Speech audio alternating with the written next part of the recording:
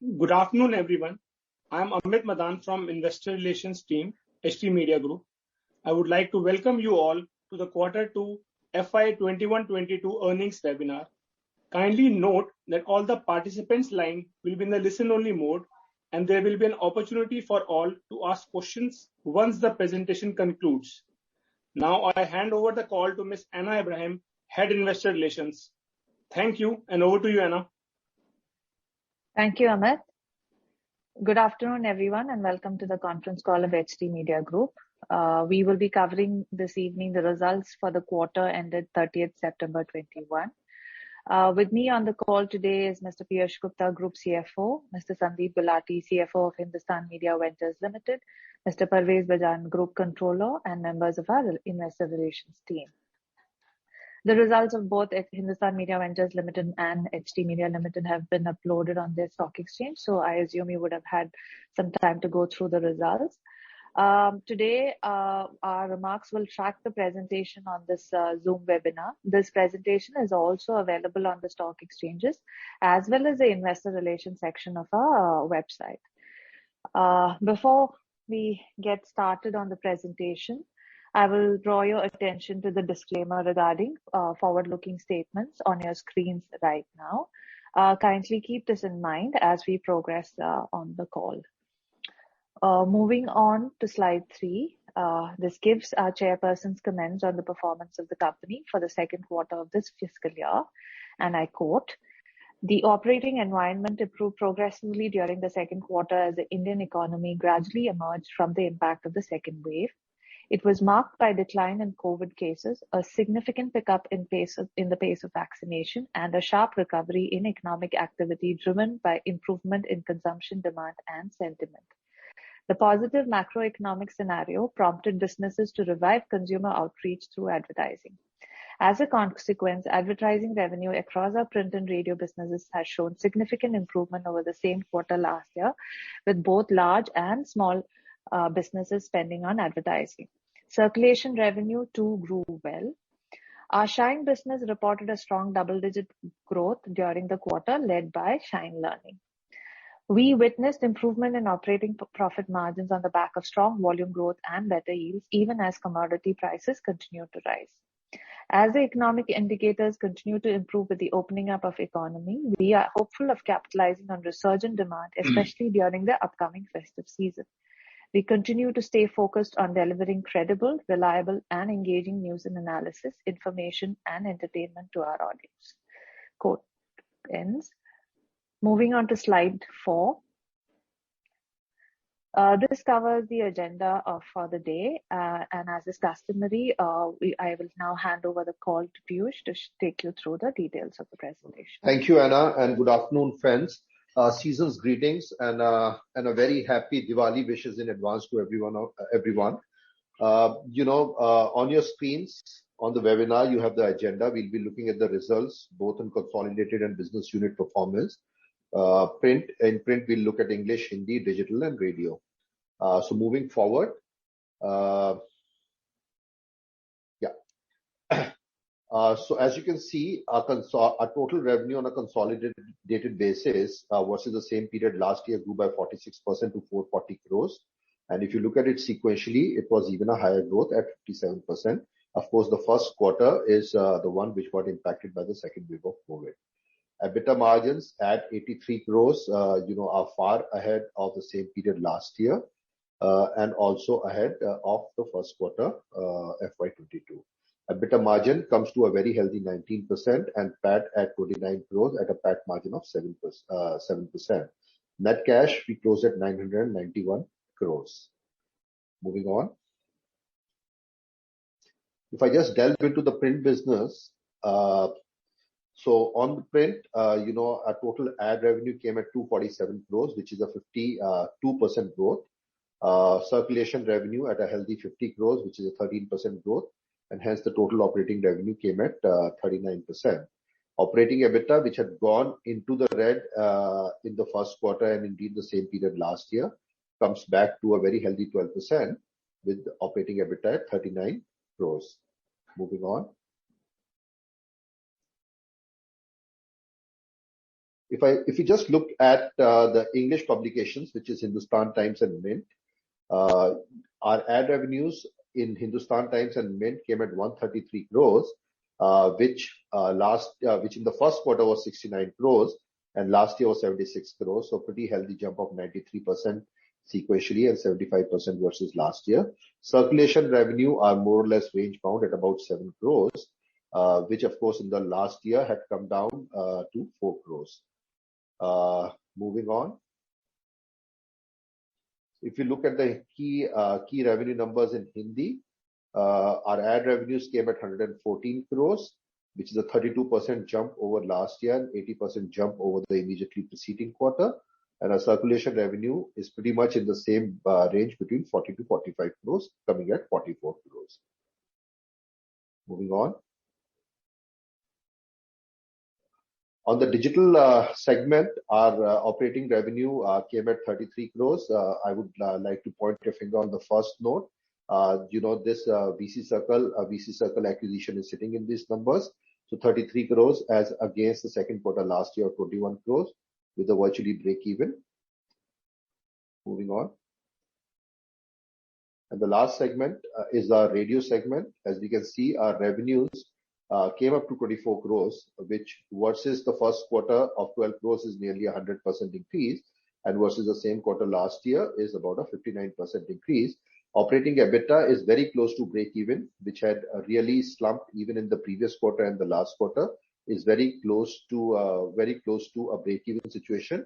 And we hope that going forward with the revenue traction that we are seeing, we'll be able to come back in black sooner rather than later. I will now pause and we will open the forum for Q&A. Over to you, Anna and Amit. Thank you, Piyush. We will now begin the Q&A session.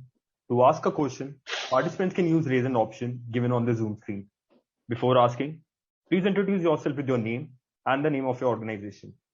Please restrict to 2 questions per participant so that we are able to address questions from everyone. We will now wait for a couple of seconds while the question queue assembles.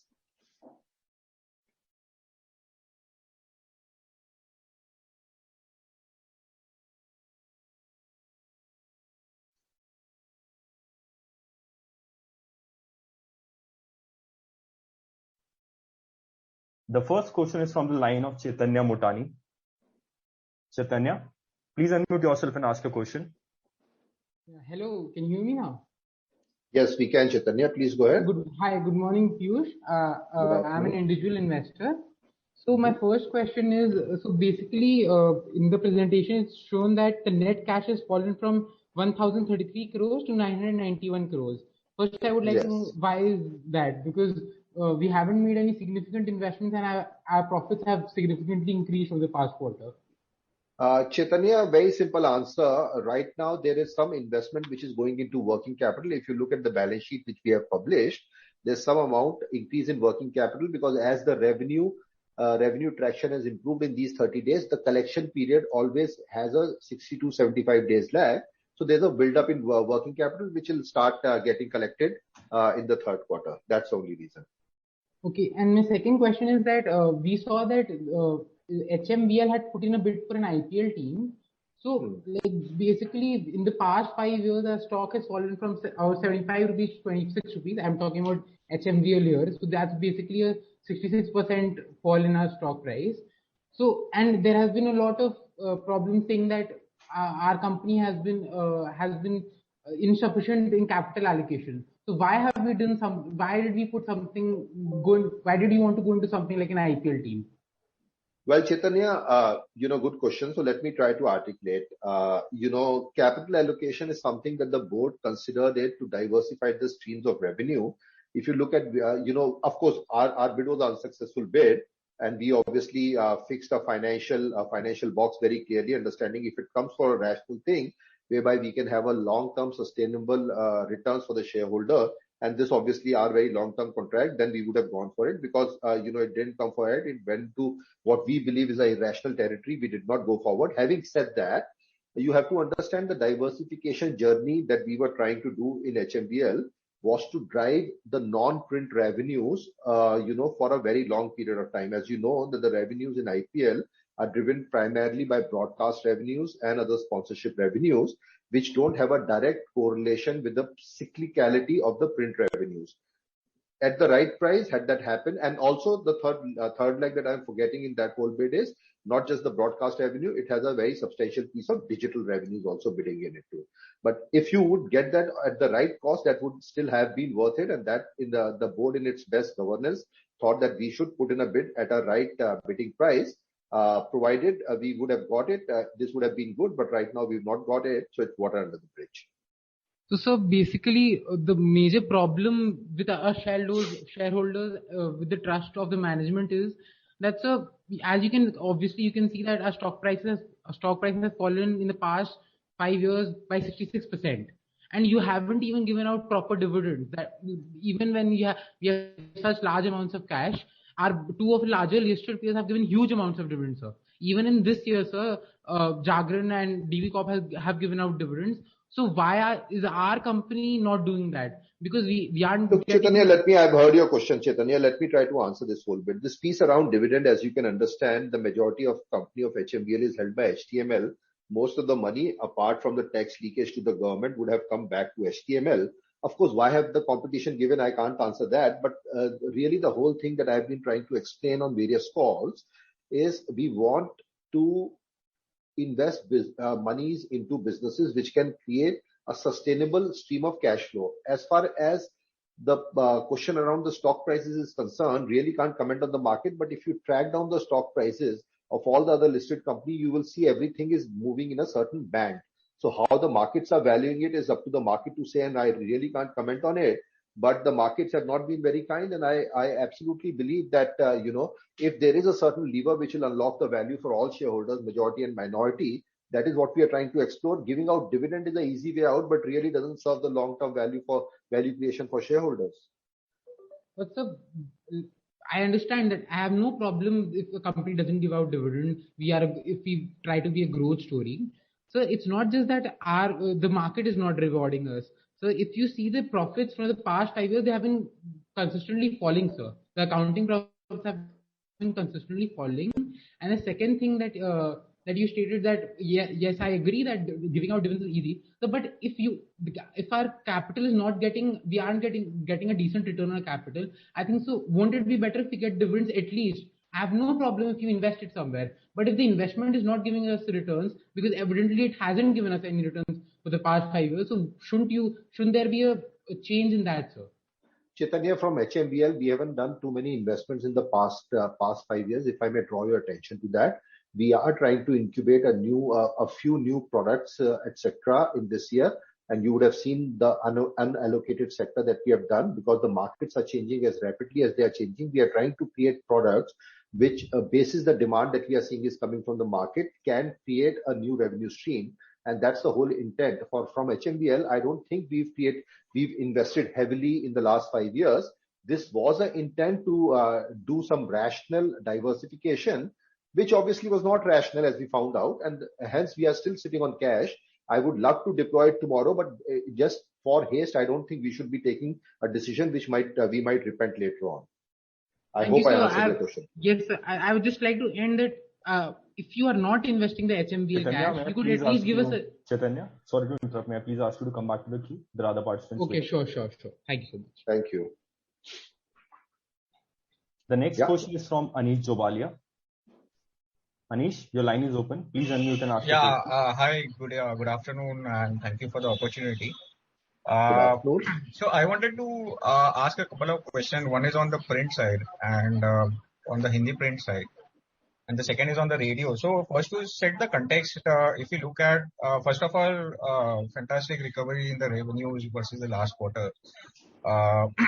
So I want to first set the context, saying if you were to look at this quarter revenues in the Hindi print side, and if you were to compare that with say Q2 of FY20, so we are down by close to 20%. Now I just want to understand from you and get your thoughts that this 20% difference, is it mainly because of the yields, and has the volumes completely recovered, let's say, versus that particular quarter? Yeah, so the simple answer is yes. I think the pricing in the market is soft. Volumes have nearly recovered. In some places, they have actually exceeded the pre-COVID volumes, but prices are soft at this point in time. Okay. And so could you explain the nature of this recovery? I mean, let's say versus Q2 of FY20. Today, is this recovery, say, much more stronger and more broad-based in terms of, our revenue advertiser base? And it would be very helpful to understand, sir, from you that in H2, can we continue to see a sequential improvement in the volumes? Uh, uh, and also versus H2 of last year. So Anish, look, there are primarily, I would say, 10 to 15 categories which constitute about 80 to 90% of ad revenue that come in the Hindi publication, indeed also in the English publication. Now, at various points in time, if you analyze them, there are some categories which are under stress and some which are firing. Now, if you see over the last 2-3 quarters, auto as a sector, because of either chip shortage or commodity prices or what have you, have been under shortage. So, they would therefore hold back a little. But as you can see, there are a lot of new age companies and startups and their IPO, etc., which have been coming. So I would like to believe, not like to believe, I mean, even if we analyze our categories, I think this is a reasonably broad-based category, some recovery. Some categories, of course, are still not firing. I believe, structurally they will come back as their business model starts cranking. On autos, I read in the newspapers today that, now they are reasonably stocked up for whatever input raw materials they required. So I am hoping that will come back. So I believe it's a reasonably broad-based recovery which will sustain itself. And of course, with the cost actions that we had taken last year, if we virtually reach about 100% or beyond this thing, the operating leverage will impact the bottom line right straight away, and then we'll be in a much better shape. Right, but sir, I mean, what would be your view on outperforming in H2 of this year versus say H2 of the last year? Is there levers enough that you can see on the ground? Because after the second COVID, I think the recovery of the economy has been much stronger versus the first wave of COVID. So, what's your view on that? I personally believe, Anish, I personally believe H2 of this year, it will be better than H2 of last year. The only wild card at this point in time are the commodity prices, because the newsprint prices compared to the same period last year are at least 25 to 30% higher. That definitely will impact our bottom line. But if the categories on the revenue side, which I am hoping will come back, if they come back, I think we will be in a better shape than what we were in H2 last year. And so the major category that you are speaking about is auto, right? Sorry to interrupt. No, auto is just one example I took, Anish. I mean, there are multiple categories, but what I'm only saying is, as the recovery in those categories built out, they are obviously coming back to advertising, and we've already seen this in this quarter, and I believe we'll go from strength to strength. So can I just complete my second question if possible, because I wanted to speak on the radio a bit. So in terms of radio, I just want to understand, the recovery has been, again, as you mentioned, 100% versus last quarter. So going forward, there also as a medium, the yields have been most impacted even for more than the print. So incrementally, what is going to be the strategy over here, given the volume recovery has been very sharp on the radio medium too? So incrementally over the next, say, 4 to 6 quarters, you think that you will be leading a strategy of yield growth, or you will continue with volume growth? What Anish, we are trying our level, at the entire, I think radio will be a slow burn. I think the yield recovery will take some time. We are playing with the product. As you can see, our Fever Delhi station has been converted into a Punjabi station. So on the product format and various other product intervention, we are trying to drive a different kind of customer. We are already seeing some very good early traction. So I believe radio will take slightly longer time to recover compared to print. Okay, thank you for the opportunity to speak. I'll fall back. Thank you. The next question is from Pawan Toradia. Pawan? So my question is regarding HMVL.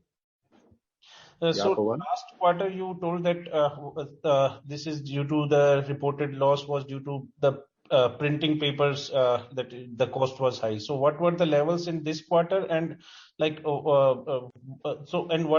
are the levels in this current ongoing quarter on the printing paper side? Like what are the cost on that? Pawan, as I was just saying to Anish prior to you, the printing paper cost has been rising since the last 2.5 quarters, and it is likely to rise in this quarter, in the current going quarter also, Q3. Though we don't give forward guidance, but at this point in time, I see no abatement in the paper price internationally. I think it will take another quarter for them to stabilize and come down.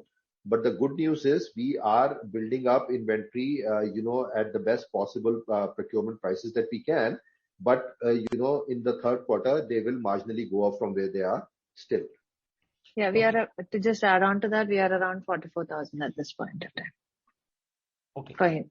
And my second question is regarding the operating profit. Like in HMVL, I have not seen a operational profit for last maybe 5-6 quarters. No considerable profit, or there was operational loss only, and we are only sustaining on the interest or the income. So what are plan to reduce this operating cost as such? Basically. Yeah. Well, I don't know why you say that. I mean, this quarter on HMVL legal entity operating EBITDA is 3 crores positive, right? I don't think so. It is due to other incomes only we are in profits. I think you should just analyze that. I think it is not because of interest income. That's over and above. With interest income, it comes to a 42-43 crores, but it is a positive number. And this is after absorbing the higher cost of newsprint, which was your first question. And I think it should go from strength to strength from here on. Okay, thanks, Purya. Thank you. A reminder to all the participants, to ask a question, participants can use raise hand option given on their Zoom screen. The next question is from Mehul Pathak. Mehul, please unmute yourself and ask your question. Yeah. Hi, Anna. Piyush, thanks for this opportunity to ask you a question. And earlier, can you hear me? Yes, Mehul, how are you doing? I am doing well, Piyush. Thank you very much. An earlier participant had asked this question on HMVL bidding for the IPL team. Now, yes. When we look at the balance sheet of HMVL closing as on March 31st, the total reserves plus equity is around 1585 crores.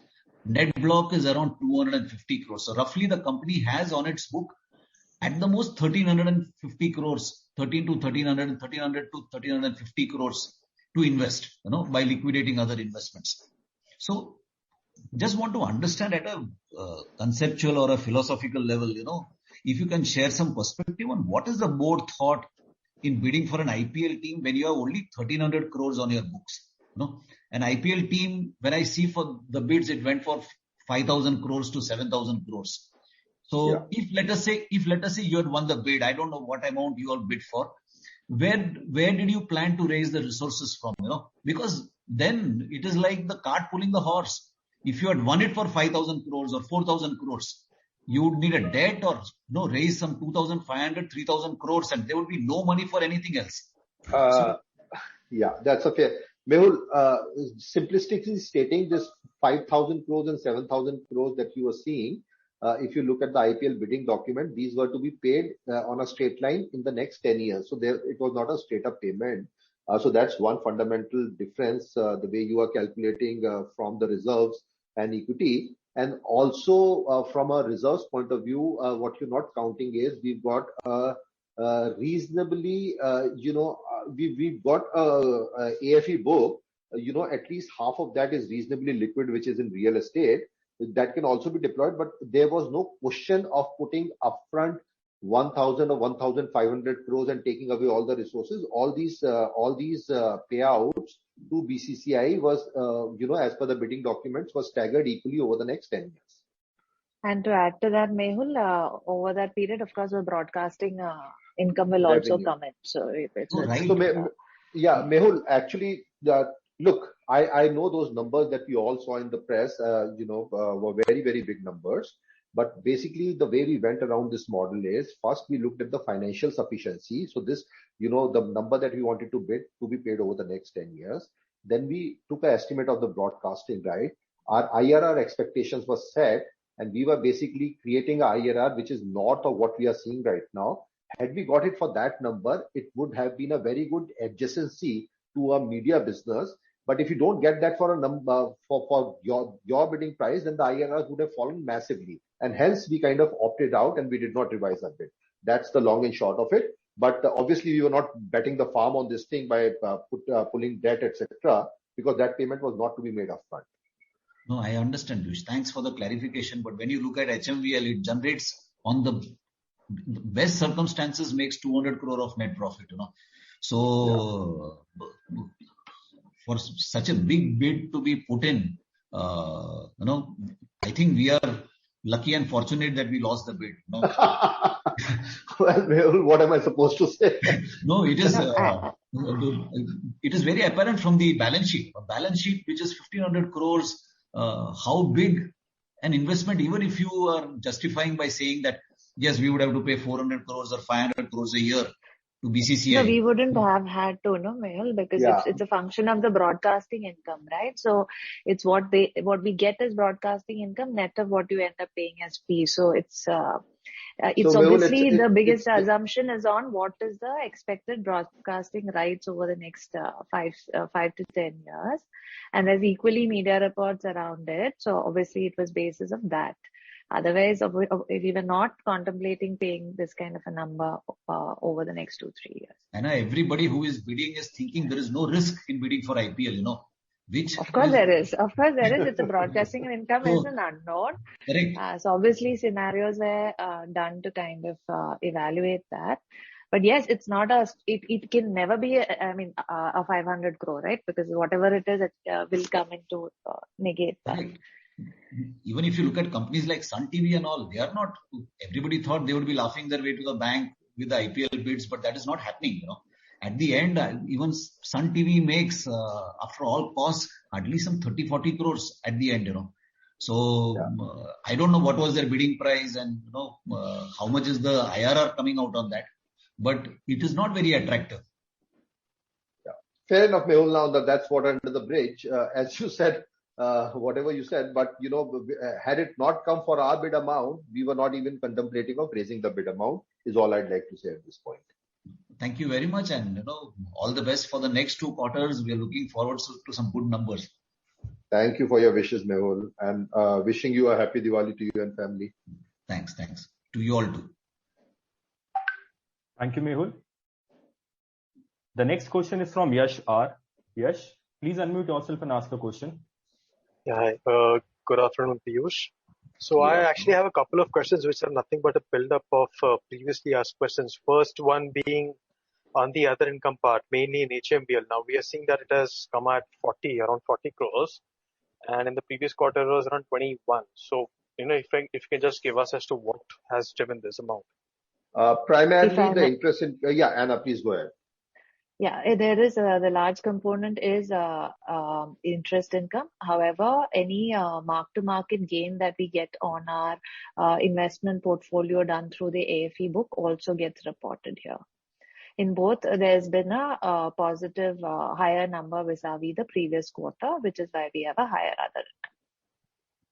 Okay, and with regards to my second question, now I'm seeing that in the TVC for HMVL, the cost that we have, those are at 61, right? And last year we were at 41. So there is around 50% hike, but the circulation revenue that we are seeing, that is hardly 7% above previous year. So what exactly happened here?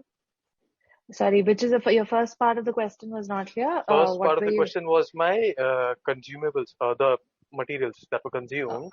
Yes. So that's at 61 versus 41 last year. So that's around 50%, almost 50% hike. But my circulation revenue, I can see it's hardly at 44. Can I request, I got your question. Can I request Sandeep Gulati to take that question, please? Sandeep?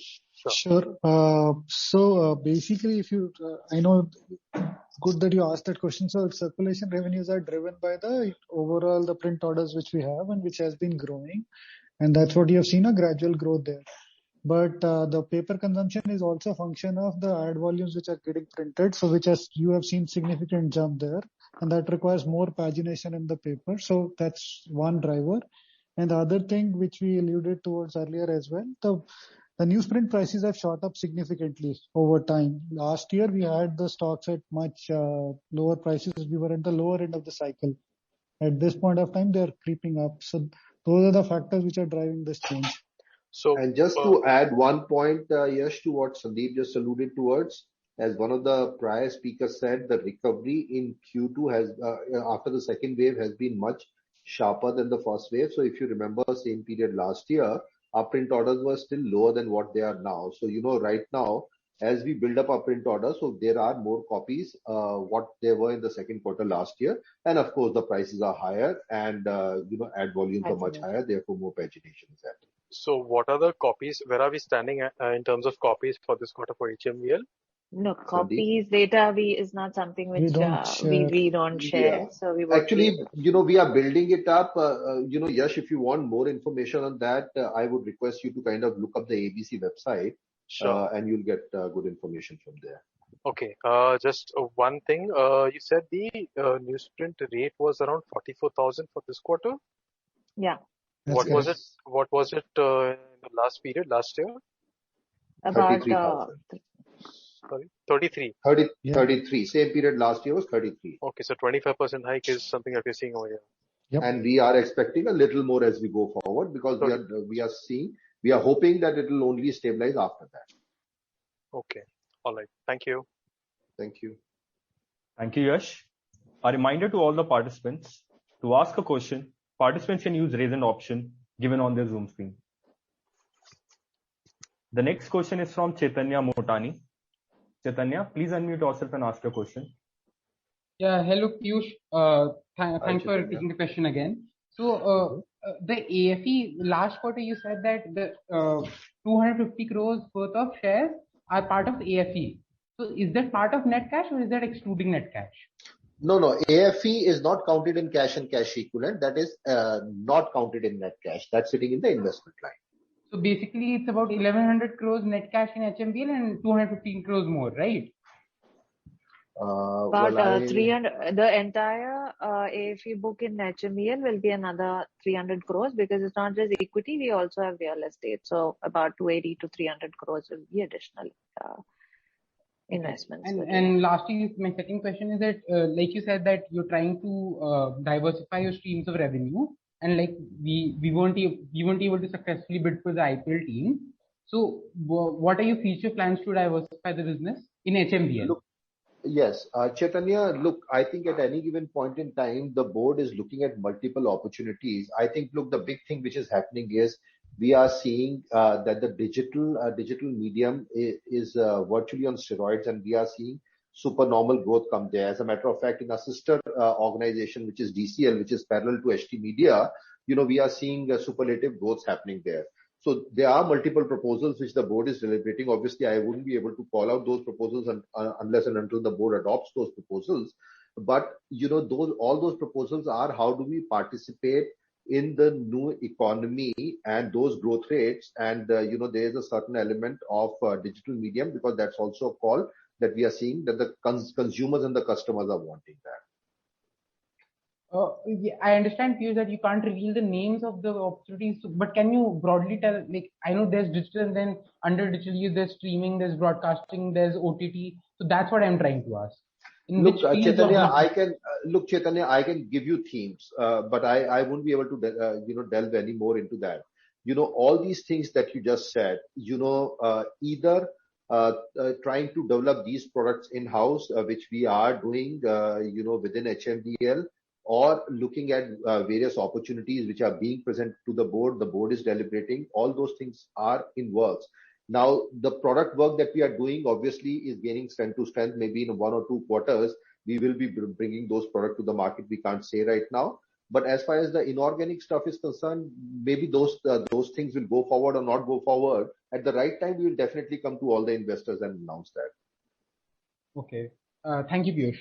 Thank you. Thanks, Chaitanya. Thank you, Chaitanya. A reminder to all the participants again, to ask a question, participants please use raise hand option given on your Zoom screen.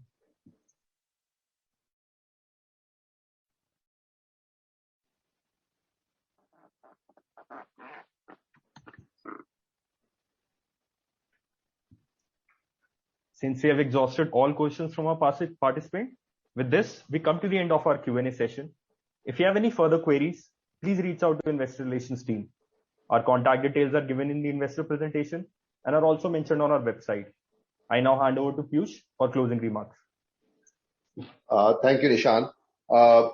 After a reasonable successful quarter, after many quarters, I'm happy to report that our businesses are now poised to grow from strength to strength. As I said, the only headwind that we see right now are some input prices, which also in the not exactly in one quarter, but in the short term, we are very sure that they will also normalize to a certain level.